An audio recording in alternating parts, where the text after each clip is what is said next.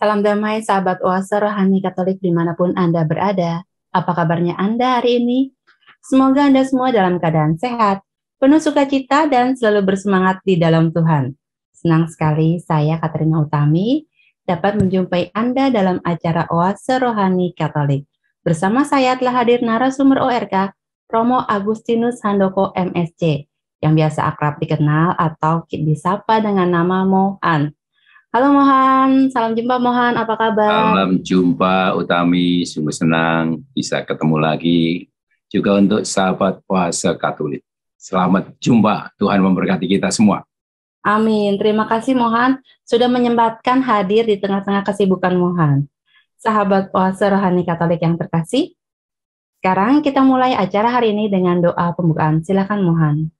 Sahabat puasa yang terkasih, mari kita buka acara permenungan kita dengan doa. Kita siapkan hati kita untuk berjumpa dengan Tuhan. Dalam nama Bapa dan Putra dan Roh Kudus. Amin. Amin. Allah Bapa, sumber keteguhan kami, Engkaulah penopang hidup dikala kami bimbang. Semoga kami selalu teguh dalam iman dan percaya bahwa Engkau setia memenuhi janji-Mu. Engkau yang akan selalu ada bersama kami, menyertai kami, mendampingi kami, bahkan di saat yang paling sulit pun Engkau hadir bersama kami. Maka Tuhan, hadirlah bersama kami, dan semoga penyertaan-Mu menjadi kekuatan bagi kami. Semoga kami pun akhirnya mampu menghadirkan Engkau di dalam setiap kehidupan kami, juga di dalam rumah tangga kami, di dalam keluarga kami, di dalam komunitas kami, di dalam lingkungan dan masyarakat kami. Hadirlah menyertai kami semua di dalam kehidupan kami masing-masing. Semua ini kami mohon kepadamu Tuhan, karena Engkaulah Sang Juru Selamat kami, yang hidup dan berkuasa kini dan sepanjang segala masa. Amin. Amin. Sahabat Oase Rohani Katolik yang terkasih, hari ini merupakan hari biasa, pekan biasa ke-12. Bacaan liturgi hari ini, bacaan pertama dari kitab kedua Raja-Raja. Di masa pemerintahan Raja Hosea, Imam Besar Hilkia berkata kepada Safan Panitera Raja, "Aku telah menemukan kitab Taurat di rumah Tuhan." Lalu Hilkia memberikan kitab itu kepada Safan, dan Safan terus membacanya. Kemudian Safan, panitera raja, masuk menghadap raja. Ia melapor kepada raja, "Hamba-hambamu ini telah mengambil seluruh uang yang terdapat di rumah Tuhan dan memberikannya kepada para pengawas yang bertugas pada rumah Allah." Diberitahukannya juga kepada raja, "Imam Hilkia telah memberikan sebuah kitab kepadaku." Lalu ia membacakannya di depan raja. Segera sesudah mendengar isi kitab Taurat itu, Raja Yosia mengoyakkan pakaiannya. Kemudian raja memerintahkan Imam Besar Hilkia, Ahikam bin Safan, Akbor bin Mika, Safan si Panetera, dan Asaya hamba raja, "Pergilah, mintalah petunjuk Tuhan bagiku, bagi rakyat dan seluruh Yehuda, tentang perkataan kitab yang ditemukan itu.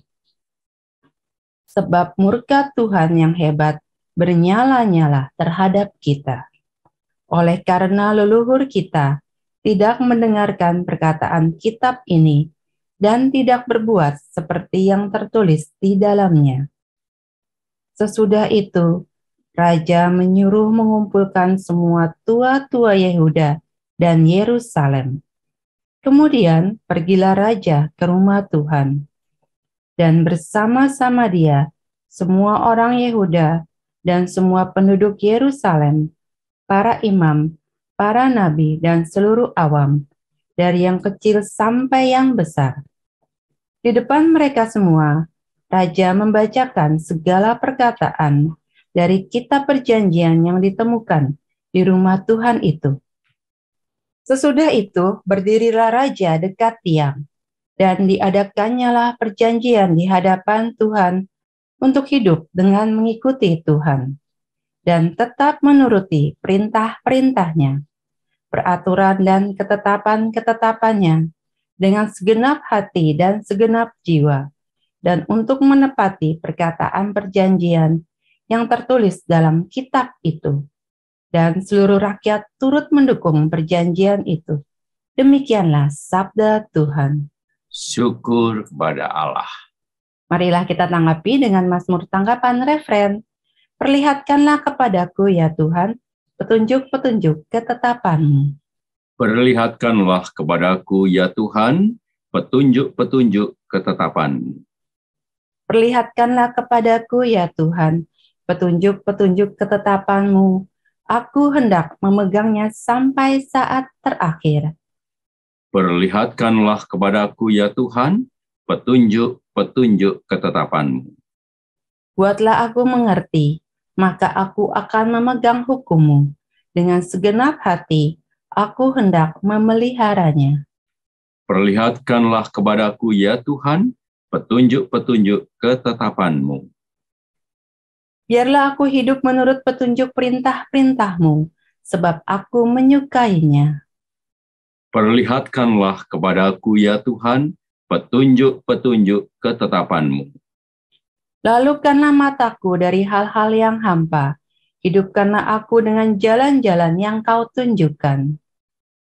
Perlihatkanlah kepadaku ya Tuhan, petunjuk-petunjuk ketetapan-Mu.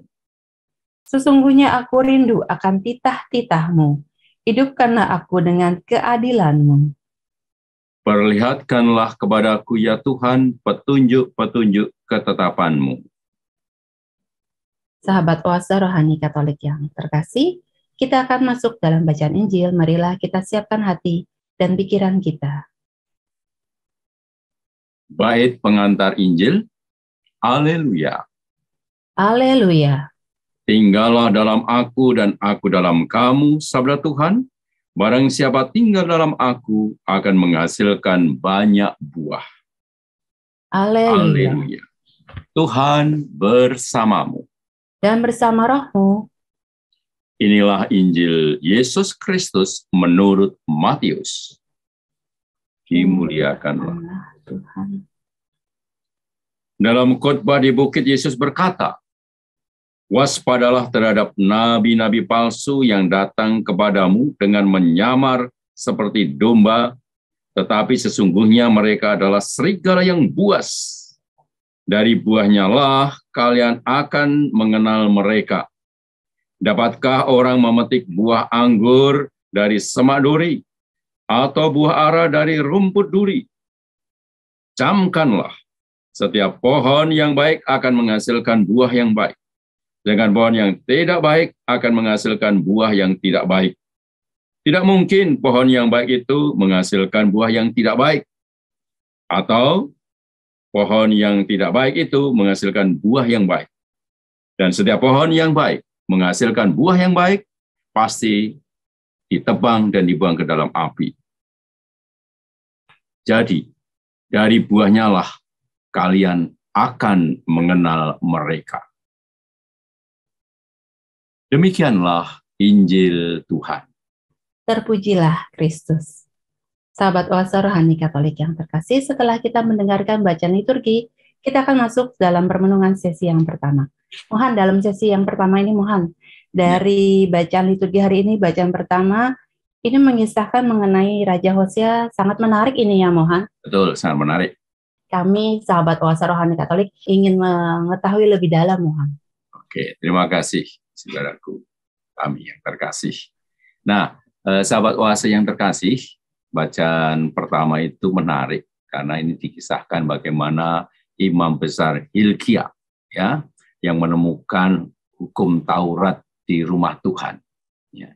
Dan ternyata isinya apa? Ya memang di sini tidak disebutkan secara pasti isinya apa, tetapi yang jelas ketika hukum Taurat itu dibacakan di depan Raja Hosea, ini isinya sangat mengetuk dan sangat memberikan inspirasi untuk bertobat. Dan itu yang luar biasa.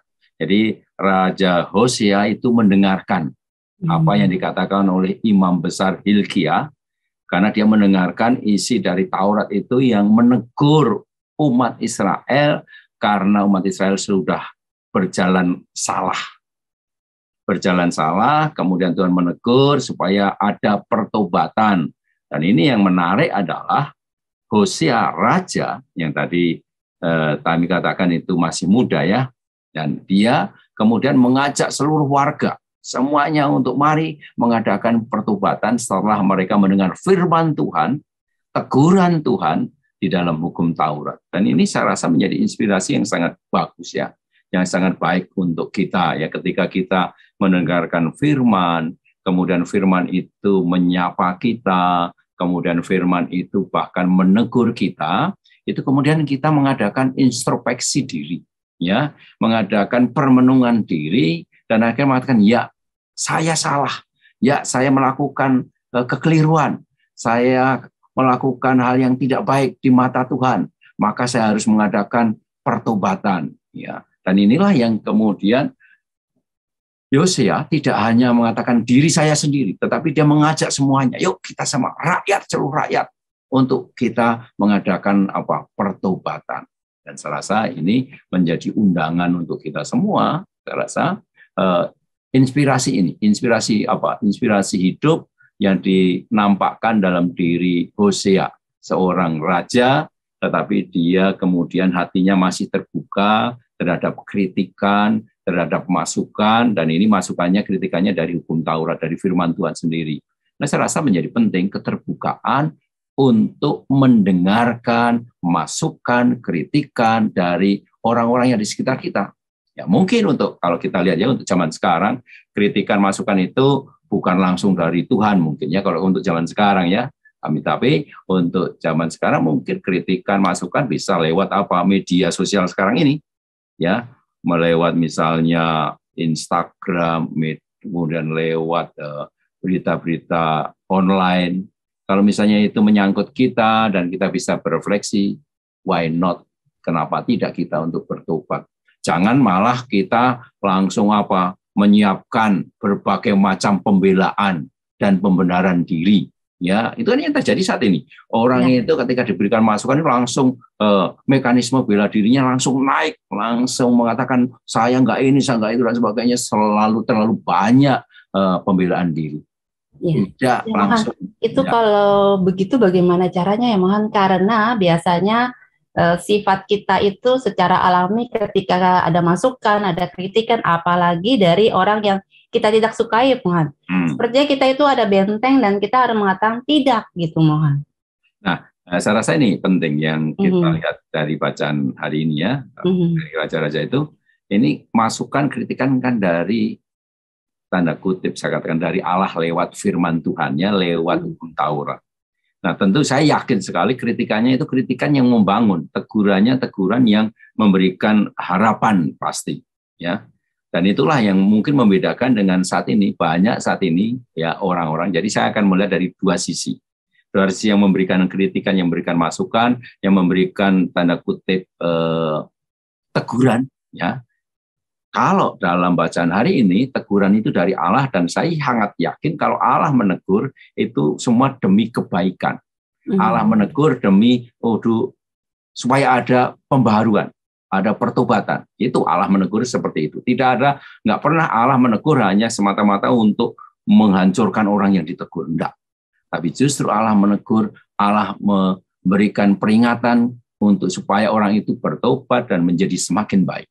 Ini yang membedakan ya dari pihak yang memberikan masukan. Kalau sekarang ini, kalau kita melihat ya di dunia sosial dan dunia perpolitikan ya, sekarang saya membawa ke sana dunia perpolitikan, mereka menyerang orang itu bukan untuk supaya dia itu semakin baik, kemudian memberikan yang terbaik, tetapi yang terjadi menyerang, menghancurkan, membuli dan sebagainya. Ini yang terjadi. Menjatuhkan lawannya ya. Menjatuhkan orang lain. Ya, bukan masukan dalam arti supaya mereka itu bekerja lebih baik dan sebagainya, bukan, tetapi menyerang, menghancurkan. Dan itu saya rasa ini bukan teguran sebetulnya. Ya, ini bukan teguran. Kalau orang mau menegur supaya orang menjadi semakin baik, itu pakailah metode Allah.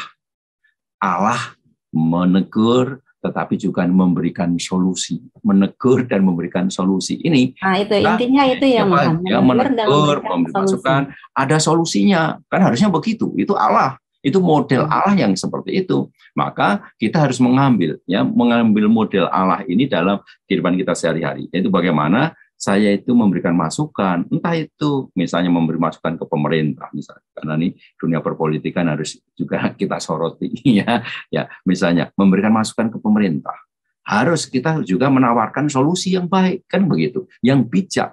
Nah, kalau itu yang namanya kita membangun relasi, yang membangun semangat pertobatan.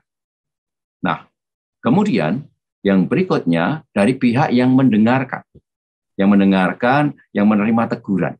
Ya, kita menerima teguran, kita belajar dari Yosia ini, ya, seorang raja tapi hatinya terbuka dan dia mau introspeksi diri. Ketika ada teguran, ketika ada masukan, dia mengatakan, oh ya, saya perlu memperbaiki diri. Yuk, saya mengundang juga semua. Yuk kita bareng-bareng mengadakan pertobatan, mengadakan rekonsiliasi dan sebagainya. Ya, ini hati yang terbuka, hati yang siap untuk mendapatkan masukan dari orang lain. Nah, ini yang penting. Bagaimana sekarang kita juga mengambil ya mentalitas, kualitas hidup dari Yosia ini di dalam diri kita ketika kita mendapatkan masukan, kritikan dimanapun, termasuk kita dalam hidup menggereja. Saya rasa ini penting. Ya, dalam hidup menggereja pun kita ini kan bukan Superman, ya. Tapi kita ini Suparmanto, ya, bukan Superman, tapi Suparmanto. Maksudnya kita manusia, kita bukan orang yang tidak pernah jatuh dalam kekurangan, dalam hal yang tidak baik, pasti pernah lah. Nah, maka ketika ada teguran, masukan, ini saatnya untuk kita untuk apa? Melangkah lebih, untuk maju lebih lagi, selangkah lebih maju dengan apa? Introspeksi. Kemudian saya mengatakan, ya, terima kasih untuk masukan, untuk tegurannya, dan saya akan ingin menjadi baru. Nah, ini. Ya, terima kasih Mohan. Kami banyak belajar dari Mohan bahwa kita perlu memiliki keterbukaan hati dan introspeksi diri dari setiap masukan dan kritikan yang diberikan pada kita untuk kita melangkah lebih maju ya Mohan. Betul. Ya, Mohan, ada lagi yang ingin disampaikan Mohan dari sesi yang pertama ini? Nah, yang ingin saya tambahkan lagi ya sebetulnya yaitu soal pola ingin memperbaharui. Yang memperbarui entah memperbarui diri, entah memperbarui orang lain. Ya, kita perlu apa? Yang satu ya dari pihak diri sendiri dulu. Kita harus punya hati yang terbuka. Hati yang terbuka untuk maju, untuk menjadi pribadi baru. Yosia, sang raja, dia betul-betul mau maju dan dia mau memperbarui hidupnya. Maka ketika ada masukan, maka dia betul-betul kemudian mengatakan, ini kesempatan saya. Dan dia melihat masukan itu sebagai apa? Sarana dari Tuhan. Sarana dari Tuhan, kesempatan dari Tuhan untuk apa? Untuk dia lebih maju dalam kehidupannya dan hidupnya menjadi berkat untuk orang lain. Nah, untuk menjadikan hidup kita menjadi berkat untuk orang lain, kita harus siap untuk dikritik, siap untuk diberikan masukan oleh pihak lain. Ya, ini yang pertama, dari pihak diri saya sendiri. Saya juga mengundang untuk teman-teman kita, sahabat oase, mari kita juga menjadi pionir ya di negeri ini. Negeri ini ya negeri yang kita cintai, Indonesia ini sekarang ini kan begitu banyak orang juga saling kritik, saling menyerang dan sebagainya. Ini suasana yang saya rasa tidak kondusif. Maka saya mengajak kita untuk mari sahabat oase menciptakan suasana yang kondusif dengan apa? Dengan mengambil mentalitas Yosia ke dalam diri kita. Siap terbuka hati kita untuk menjadi baru, untuk maju lebih. Ya. Lalu yang kedua, pesannya untuk kita semua, untuk sahabat oase yang terkasih adalah mari kita juga jangan menutup mata atau cuek. Kalau ada sesuatu yang nggak benar, kebenaran harus kita tegakkan. Maka kita harus berani apa? Berani juga menegur, memberikan masukan, sebagaimana terinspirasi dari bacaan tadi. Bagaimana lewat hukum Taurat, Allah itu ingin supaya umat Israel itu maju dan menjadi lebih baik. Maka kita juga sama. Mari kita juga memberikan masukan, memberikan kritikan. Kalau ada ketidakbenaran, kita harus ngomong, harus berani bersuara. Jangan seperti yang sering kita dengar sekarang ini, ya. Sekarang kita kan sering mendengar silent majority, ya, majority yang silent, ya, yang nggak mau ngomong, oh ya udahlah. No, sekarang saatnya kita harus ngomong, saatnya kita harus mengedepankan kebenaran dan kita harus menjadi corong kebenaran itu. Maka saya juga mengajak kita semua, ya, diilhami oleh bacaan hari ini. Mari kita seperti, ya, Imam Besar Hilkiah yang membacakan, ya, hukum Taurat di depan Yosia sehingga Yosia bertobat. Semoga kita juga menjadi alat Tuhan untuk menyampaikan kebenaran, menyampaikan masukan agar orang lain bisa lebih baik. Begitu, Utami. Ya, terima kasih Mohan, seru sekali perbincangan kita di sesi yang pertama ini Mohan. Sahabat Oase Rohani Katolik yang terkasih, kita akan kembali di Oase Rohani Katolik sesi yang kedua, tetaplah di tempat Anda.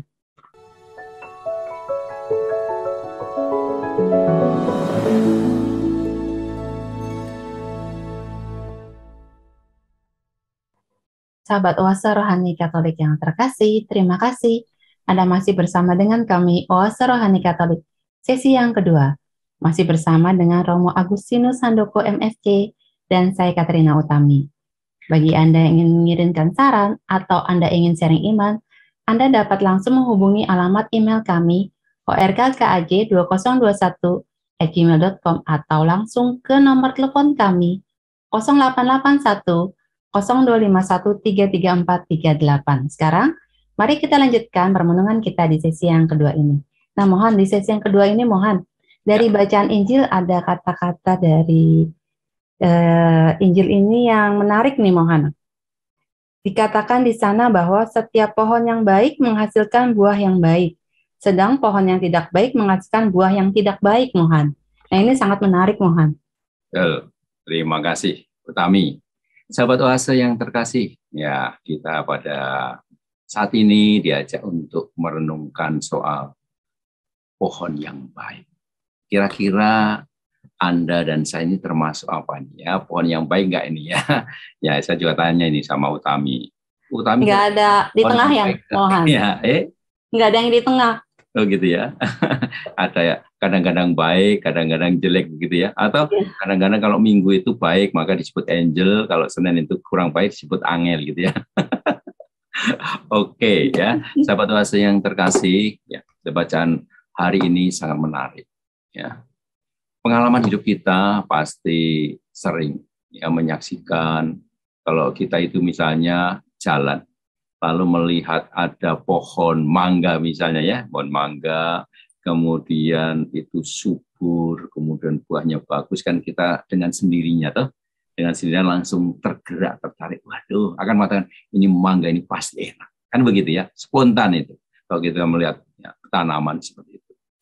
Dan kita juga berusaha untuk apa? Merawat tanaman kita, supaya tanaman itu betul-betul bisa menghasilkan buah yang baik. Itu kalau kita lihat dalam keseharian kita, ya, kita beli tanaman, kemudian kita pupuk, kita kemudian rawat dengan baik, dipotong dahannya dan sebagainya, akhirnya diharapkan pohon itu yang dirawat, yang kemudian disiram, kemudian diberi pupuk, akan menghasilkan buah yang baik. Nah, pohon itu adalah siapa? Kita juga. Kita ini pohon sebetulnya. Ya. Pohon yang harus selalu dirawat. Kita sebagai pribadi itu harus selalu dirawat. Dirawat dengan berbagai hal, diberi pupuk, diberi siraman air, supaya pohon itu betul-betul terawat. Betul-betul menunjukkan pertumbuhannya. Nah, manusia pun sama. Nah, saat ini kita diajak untuk bertanya apakah saya itu termasuk orang-orang yang merawat diri, kemudian secara jasmani dan rohani. Saya katakan itu ya, Utami, jasmani dan rohani. Sekarang ini kan banyak orang merawat, misalnya hanya jasmaninya saja. Wah, kemudian kelihatan cantik, cakep, dan sebagainya. Kalau kurang itu dengan alami yang cantik, yang cakep ini pergi ke Korea misalnya ya, untuk operasi biar kelihatan. Nah, itu kita merawat tuh. Merawat yang jasmani. Tetapi sekarang ini justru dikatakan merawat yang jasmani supaya menarik itu bukan dengan operasi, tapi dengan apa? Olahraga. Nah, misalnya itu dengan olahraga kita akan sehat. Nah, itu penting itu. Itu termasuk merawat. Tetapi kita juga diajak untuk merawat secara apa? Secara rohani. Merawat secara Bagaimana rohani. caranya, Moham? Ya, Bagaimana misalnya kita sebagai umat Katolik misalnya merawat secara rohani, ya sekarang mulai mencintai kitab suci, misalnya mencintai kitab suci, membaca dan melakukannya. Kemudian kita ikut rekoleksi, kita ikut retret, kita ikut seminar-seminar yang menumbuhkan iman kita, dan masih banyak ya yang membuat kita apa? Menjadi pohon yang bertumbuh secara baik. Nah, diharapkan dengan pohon yang bertumbuh secara baik ini kita kemudian menghasilkan buah. Ya, buah yang membuat dampak untuk orang lain. Hidup kita jangan sampai hidup kita itu tidak berdampak. Ya. Kita harus betul-betul mengusahakan kita menjadi pohon yang baik, kemudian berdampak baik untuk orang lain. Berdampak untuk apa? Untuk masyarakat, untuk dunia. Ini secara global, tapi udah kita nggak usah terlalu tinggi dulu, tapi berdampak baik untuk orang sekitar kita, untuk keluarga kita, lingkungan masyarakat kita, sehingga hadirnya saya itu betul-betul menjadi hadirnya pohon yang menarik, kemudian buahnya itu nampak, sehingga orang kepengen ya mendekat kita, kepengen untuk belajar dari kita, menimba dari kita. Nah, kenapa saya menekankan ini ya, Utami? Karena saat ini kan jujur aja. Kita harus jujur mengatakan saat ini betul-betul kita ini seringkali dicekokin ya oleh hal-hal di mana justru para pemimpin ya, para tokoh agama dan sebagainya ya, itu memberi akan apa? Sebagai public figure tetapi justru memberi dampak yang sangat negatif. Ya, misalnya memberikan urean-urean yang bernada sentimen ras dan agama, misalnya SARA. Itu public figure. Kemudian juga orang yang punya kekuasaan, para ya politisi, mengungkapkan hal-hal yang bukan memberikan kesejukan, tetapi seringkali berdampak memberikan kegaduhan. Nah, ini saya rasa ini menjadi sebuah undangan untuk kita. Kita diajak untuk menjadi pohon yang baik.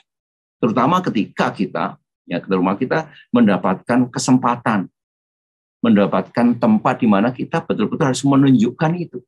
Ya misalnya, kalau saya katakan mendapatkan tempat, itu bukan berarti kita punya kerinduan untuk berkuasa, bukan itu ya.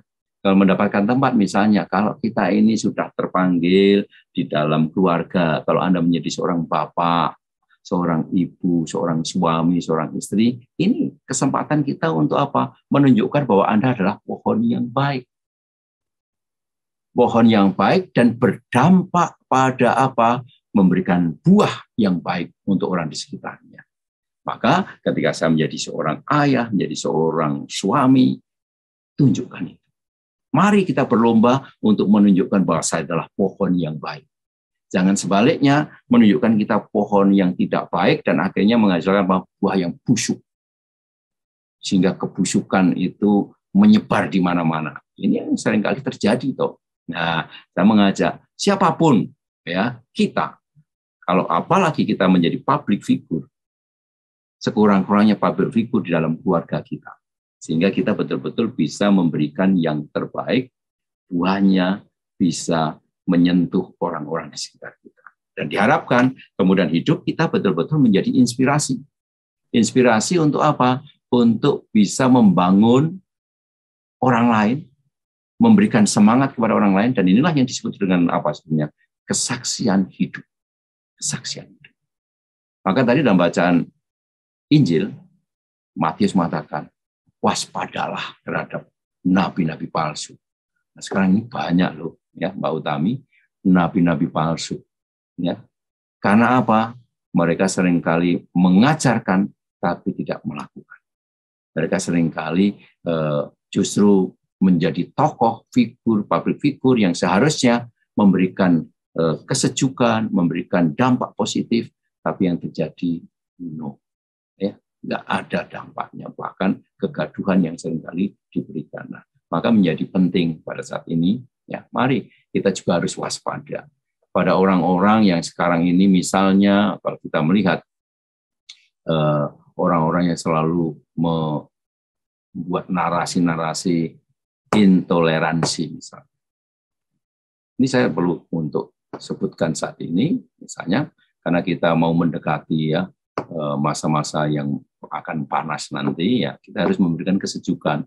Jangan sampai kita menjadi pimpinan, pemimpin, kemudian menjadi tokoh umat, kemudian menjadi public figure, kemudian justru mengajak orang untuk intoleran dengan yang lain. Kita harus betul-betul mengajak toleransi ini diangkat. Ya, nilai-nilai toleransi harus diangkat. Dan ini yang untuk menunjukkan apa? Ini loh, kita ini pohon-pohon yang baik. Kita semua adalah pribadi-pribadi yang ditunjuk Allah untuk apa? Untuk berdampak positif pada orang di sekitar kita. Untuk kita memberikan sesuatu nilai kepada orang-orang yang ada di sekitar kita. Maka kalau saya kemudian mengajak, misalnya saat ini di dalam dunia perpolitikan, saya mengajak kita semua untuk mari kita ciptakan positif yang adem, positif yang memberikan semangat kita untuk membangun, saling menghargai satu dan yang lain. Itu yang saya rasa menjadi penting untuk kita angkat saat ini. Ya, ini ada hubungannya dengan bacaan pertama tadi ya, Mbak Utami. Saya menekankan sisi kita harus berani mengedepankan kebenaran. Tapi kebenaran itu yang berdasarkan apa? Karena kita sudah introspeksi diri. Kita ingin memperbarui diri dan kita ingin juga membangun diri sehingga ini menjadi gerakan bersama. Nah, saya rasa ini juga penting untuk kita, saudara-saudaraku yang terkasih, sahabat Oase, mari kita juga sama. Ya, mari kita dengan pertobatannya Yosea, lalu kita bertobat menjadi apa? Menjadi pohon yang baik, yang siap untuk apa? Menghasilkan buah. Buah yang berdampak positif untuk orang yang ada di sekitar kita. Entah Anda sebagai anggota rumah tangga, di dalam keluarga, entah sebagai anggota lingkungan, sebagai anggota komunitas tertentu dalam hidup menggereja ini, ataupun dalam masyarakat, harus memberikan dampak yang baik. Itu saya rasa yang ingin saya katakan, ya, Mbak Utami, untuk kita semua. Ya, terima kasih Romo Handoko. Tadi Romo Mohan mengatakan bahwa kita pribadi-pribadi yang diberikan kesempatan oleh Allah ditunjuk untuk menghasilkan buah yang baik ya Mohan. Betul. Ya, tadi Mohan juga mengatakan bahwa kita perlu waspada terhadap pemimpin-pemimpin yang menghasilkan buah yang tidak baik. Ini kadang-kadang pemimpin-pemimpin yang tidak baik ini justru banyak pengikutnya nih Mohan. Bagaimana caranya kita bisa tahu kalau ini pemimpin yang tidak baik atau enggak nih Mohan? Karena kadang-kadang rancu apalagi di media sosial Mohan. Ya, terima kasih. Nah, saya rasa kita ngeceknya, cek and recheck-nya dari bacaan ini saja. Kan tadi di bagian terakhir ya, saya bacakan lagi, itu sangat bagus dikatakan apa? Jadi, dari buahnya lah kalian akan mengenal mereka. Dari buahnya lah kalian akan mengenal mereka. Jadi kita sebenarnya melihat pemimpin itu baik, atau ini pemimpin agama ini baik atau enggak. Atau orang yang mengajarkan, misalnya siapa itu pemimpin-pemimpin umat itu benar atau enggak, dilihat dari apa? Dari buahnya. Ya.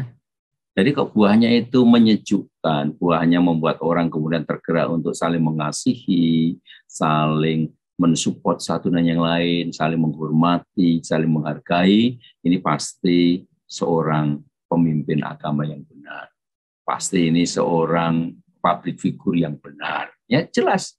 Tetapi kalau kemudian dia justru ngajak orang untuk membuli yang lain, membenci yang lain, kemudian tidak menghormati yang lain, merasa diri yang paling benar, dan sebagainya, jelas sebetulnya dari buahnya lah kalian bisa mengenal mereka. Kita bisa mengenal.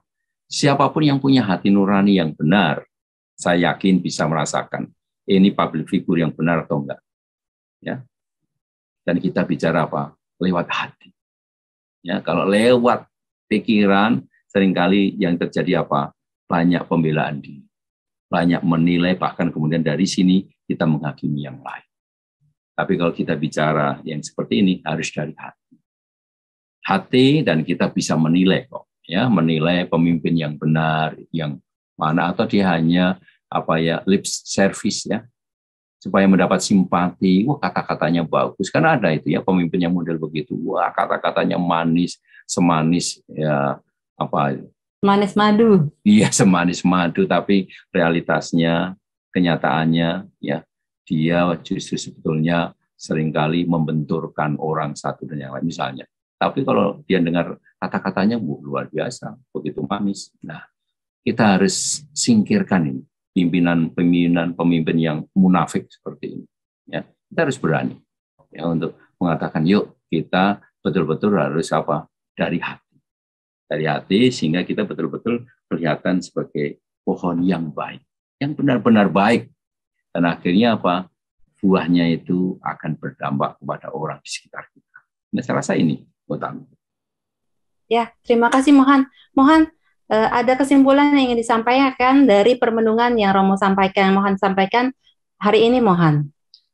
Terima kasih, Utami dan sahabat Oase yang terkasih. Dari bacaan pertama dan bacaan Injil, ya, itu sangat menarik. Yang ingin saya simpulkan adalah untuk menjadi pohon yang baik, kemudian menghasilkan buah yang baik, itu perlu pertobatan. Ya, perlu pertobatan, dan pertobatan itu berarti hati kita terbuka untuk mendapatkan masukan dan kritikan. Nah, menjadi pohon yang baik itu tidak sekali jadi, tapi harus dirawat, ditumbuhkan, disirami. Caranya dengan mulai diawali dengan pertobatan kita. Jadi mari saya mengajak kita semua, sahabat Oase yang terkasih, kita hidup menurut hati. Ya, karena Karena bulan Juni ini kan bulan yang dipersembahkan kepada Hati Kudus, ya, Mbak Utami dan sahabat Oase yang terkasih. Saya yang mengingatkan, bukan karena saya MSc loh ya, Romo dari Hati Kudus, tetapi memang kita pertobatan itu mulai dari hati kita. Ingat apa yang dikatakan oleh Santo Agustinus, return to your heart and find him there. Kembalilah ke hatimu dan temukan Tuhan di sana. Tuhan itu ada dalam hati kita. Kalau hati kita terbuka, maka kita akan dengan gampang juga menerima masukan, kritikan dari orang lain untuk Untuk membangun supaya kita lebih baik lagi. Dan diharapkan kita menjadi pohon yang baik, yang berbuah untuk orang lain. Maka inilah yang seharusnya kita lakukan. Dan ini juga menjadi ajakan untuk kita, masyarakat kita di Indonesia ini, marilah kita menjelang 2024. Wah, ini ya 2024, saya mengajak kita untuk mari hati kita diperbaharui, sehingga kita menjadi orang-orang yang siap nanti membawa negeri ini semakin maju, semakin bertumbuh berkembang dengan dengan hati yang terbuka, saling melengkapi, saling meneguhkan, saling menghormati, dan inilah yang diajak untuk kita semua tanpa terkecuali. Sehingga kita betul-betul nanti mendapatkan bangsa Indonesia ini menjadi bangsa yang besar, menjadi bangsa yang dihormati. Karena Karena masyarakatnya memakai hati. Ya.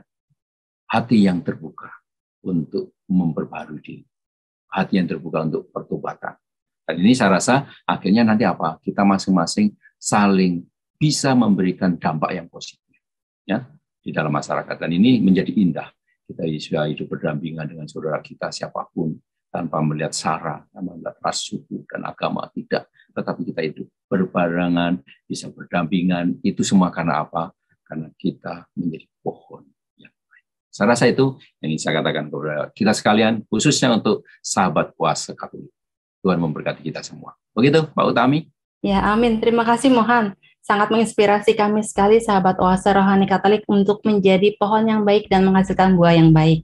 Ya, Mohan, sayangnya kita sudah ada di penghujung acara. Ya. Sahabat Oase Rohani Katolik yang terkasih, kita akan akhiri acara hari ini dengan doa penutup dan berkat kasih karunia Allah melalui Mohan. Silakan, Mohan. Terima kasih. Sahabat Oase yang terkasih, mari sekarang kita tutup acara kita, permenungan kita dengan doa. Dalam nama Bapa dan Putra dan Roh Kudus. Amin. Amin. Bapa yang penuh kasih, terima kasih untuk pengalaman cinta yang boleh kami alami, terlebih lewat sapaan-Mu dalam permenungan kami pada saat ini. Semoga Tuhan, kami benar-benar sadar akan martabat kami sebagai ciptaan-Mu, sebagai gambar-Mu, citramu. Engkau menciptakan kami karena Engkau rindu kami menjadi alat-Mu yang bisa berbagi sukacita, berbagi gembiraan, dan akhirnya menghasilkan buah untuk orang-orang di sekitar kami. Semoga kami betul-betul disemangati untuk menjadi pohon yang baik, yang menghasilkan buah yang baik pula. Tuhan, pakai kami, setiap pribadi, untuk menjadi alat-Mu. Sehingga semakin banyak orang mewartakan dan memberikan kesaksian bahwa cinta-Mu meraja di tengah-tengah kami. Semoga kami mampu menjadi pohon yang baik, dan akhirnya hidup kami berbuah untuk sesama kami. Sekarang Tuhan, kami mohon berkat-Mu, dampingi kami, sertai kami, agar kami tetap setia menjadi alat-Mu, menjadi pohon yang baik, yang dapat berdampak positif untuk orang-orang di sekitar kami. Turunkanlah berkat-Mu Tuhan, untuk kami semua, dengan berkat melimpah, Bapa dan Putra dan Roh Kudus. Amin. Amin. Sahabat Oase Rohani Katolik yang terkasih, demikianlah acara kita pada hari ini. Semoga apa yang telah disampaikan oleh Mohan dapat menambah semangat iman kita untuk menjadi pohon yang baik, yang berbuah yang baik. Sahabat Oase Rohani Katolik yang terkasih, kami berdua, Romo Agustinus Handoko MSc dan saya Katrina Utami, pamit undur diri. Sampai jumpa pada edisi Oase Rohani Katolik berikutnya. Salam. Tuhan memberkati.